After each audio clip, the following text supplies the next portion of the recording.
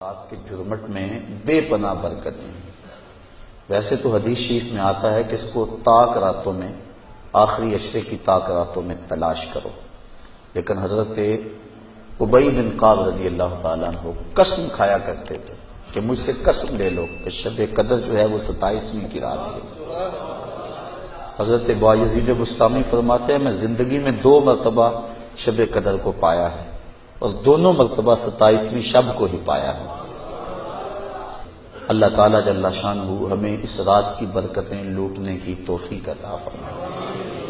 اس کی رحمتیں بازو پھیلائے آواز دیتی ہیں بندے کو کہ کوئی ہے بخشش مانگنے والا، کوئی ہے رزق مانگنے والا، کوئی ہے سوال کرنے والا، میں اس کی جھولیاں بھر ہوں۔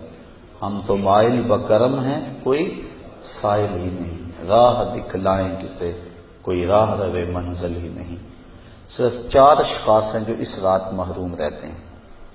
ایک عادی شرابی، شراب کا رسیہ، دوسرا والدین کا نافرمان، تیسرا قاطع الرحم، خون کے رشتوں کو توڑنے والا، اور چوتھا وہ شخص جو سخت دشمنی رکھنے والا ہے۔ اور سخت دشمنی اس کو کہتے ہیں جو 3 دن سے زائد ہو، کیونکہ مومن جب ایک دوسرے سے ناراض ہو جاتے ہیں تو 3 دن سے زیادہ ناراض نہیں رہتے، تو جو 3 دن سے زیادہ ناراض ہیں ان کو سخت دشمنی رکھنے والا کہا جاتا ہے۔ تو اس رات کی جرمٹ میں، اس رات کے حسین لمحوں کے اندر یہ 4 بندے اللہ کی رحمتوں سے محروم رہ جاتے ہیں۔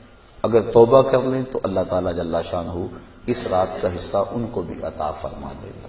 اس کو توبہ و انابت کی رات بھی کہا جاتا ہے۔ جب انسان جاگتا ہے اس رات میں تو اللہ تعالیٰ جل شانہ ما قبل کے سارے گناہوں کو معاف فرما دیتا ہے۔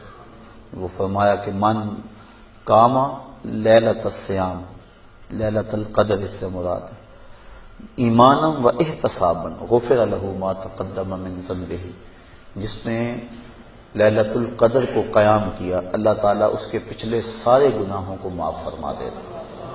فرمایا کہ التائب من الذنب کمن لا ذنب لہ والمستغفر من الذنب وہو مقیم علیہ کالمستہزئ بربہ، جو گناہوں سے توبہ کرتا ہے وہ تو ایسا جس طرح اس نے گناہ کیا ہوا ہے، اور جو توبہ کرتا ہے استغفار بار بار پڑھتا ہے، استغفر اللہ کہتا ہے، لیکن وہ گناہوں کو چھوڑنے کا ارادہ نہیں پاتا اپنے اندر، جمع ہوا ہے گناہوں پر۔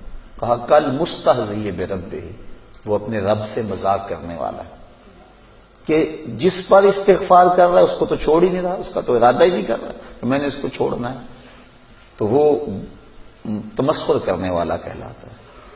تو جو ہم دعا مانگتے ہیں، جو ہم کہتے ہیں، مانن اس کا استحضار ہونا چاہیے، اور جو ہم اللہ سے وعدہ کرتے ہیں اس وعدہ کو پورا کرنے کی کوشش کرنی چاہیے۔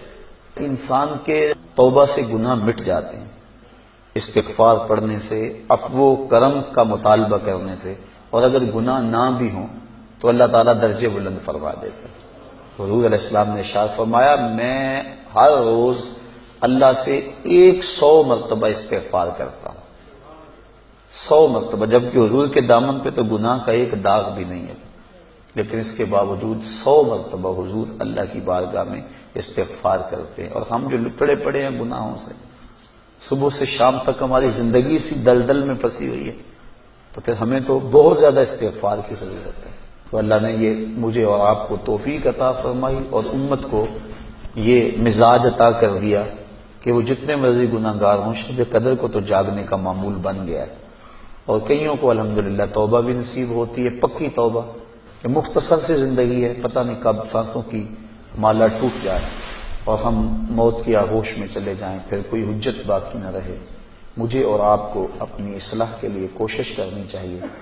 ذکر فکر میں آج کی رات ہم گزاریں گے، اور بوقت سحر تک آپ یہاں موجود رہیں۔ آپ کے لیے انشاءاللہ العزیز سحری کا انتظام بھی کیا گیا ہے، تو اللہ تعالیٰ جل شانہ ہم سب کو اپنے قرب کی راہیں عطا کر دے اور ہمارے لیے عمل آسان کر دے۔